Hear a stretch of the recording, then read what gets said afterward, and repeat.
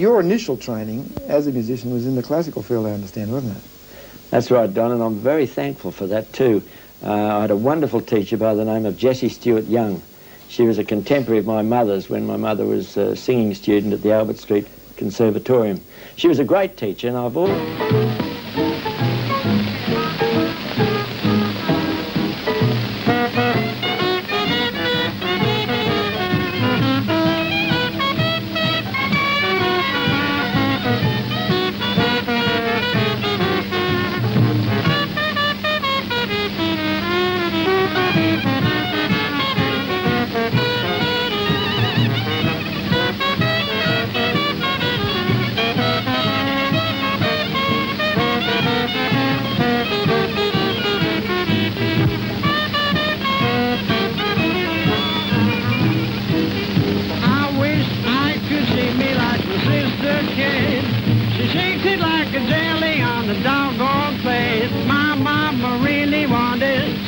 Just last night, why the boys are hanging around every night. Oh, everybody in my neighborhood knew that he could see me and is understood. Now I've got a soft throat, but I'll be really up to date when I can see me like my sister Kate. Oh boy, see me like my sister Kate.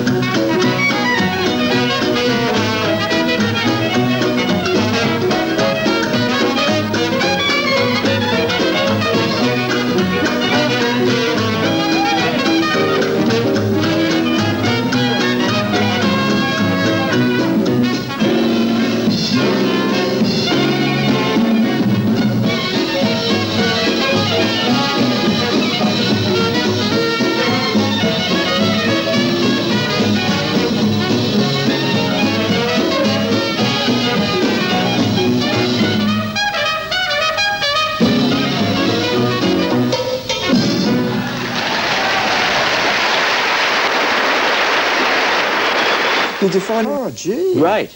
Gee, that early. Yeah. Gosh. And then when we struck a little holiday, some of the boys went to Paris and heard the Louis All-Stars when he had Sid Catlett and Jack Teagarden with him at that stage. My ex-wife and myself and daughter went to Normandy to have a holiday in France in the countryside. Well, this touring, you've done so much of it, and for so many years. Played opposite the swing band over the other side, or the straight band, whatever it was. We met him, and he had a great influence. Who was Morris then? Morris Good was not well known, but he was from Harlem, and he had that real Negro feel for jazz, which we'd never encountered in the flesh before. That's right. That's what I found too. It's really something. Another way, yeah. It's in the way they walk, the way they talk. Impersonate. I know. You remember Eve? My word, I do. Yeah, well, she approached us and said that Rex would like to come here before he goes back to the States from Europe. He was in Paris at the time. Do you know anyone who'd like to promote it? The more we thought about it, we thought, damn promoter, we'll promote it ourselves. So we rustled up somehow £1,000 between us, and then got a good front of house man and a manager. Mel Langdon acted as the advance manager, and we set up a tour with Rex Stewart, and we rehearsed with him, and he was absolutely marvellous. I had an 8-piece band at that time, so I had 4 horns. Aidan Wansborough could play either alto sax or trumpet, second trumpet. Pixie Roberts could play clarinet or baritone or tenor. And then I had Johnny Rich on trombone at the time. And we'd rehearse with Rex, and Rex would say, right, take this 4 bars. You got it? Now the next one, take this 4 bars. Next one, take this. Put it all together. Perfect 4-part harmony as a background to him. Right. And he'd superimpose his own stuff on top of it. That's the real Ellington way of doing things too. Yes, isn't it? Quick head arrangement. Wonderful stuff. Yes, it's tremendous. Oh, that was marvellous. Would that be one of the standout periods for you? Definitely, yeah. One of the standout periods of Rex playing with him. That was an enormous inspiration. Is there an absolute pinnacle point that you always think of as the great moment that you sort of think back on with special affection? There are a few.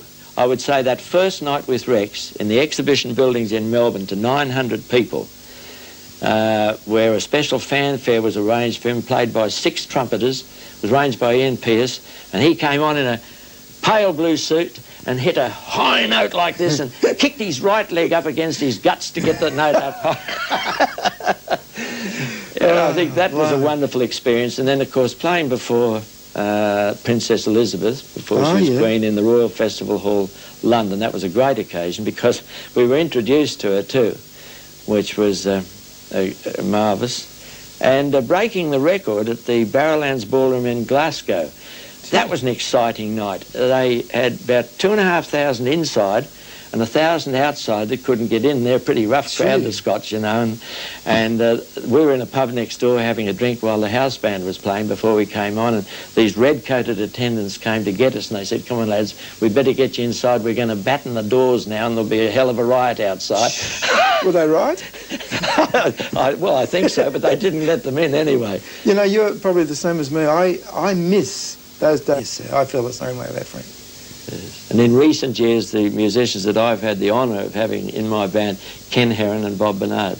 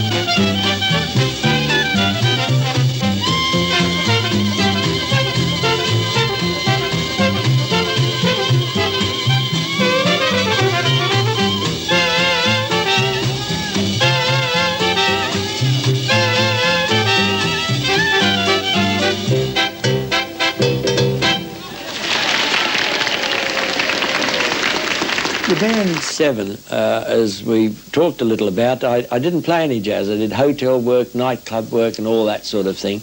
And Harry Harmon suggested to me, he said, why don't you form a jazz band again? And I said, oh no, the last one was good. I don't want to spoil it. I don't want to go off half-cocked. I said, I'd only do it if I could get Bob Barnard to come to Sydney. Because the rest of my original band had all gone back to their old professions. I tried to get Bob for 6 months, no go, and finally got him.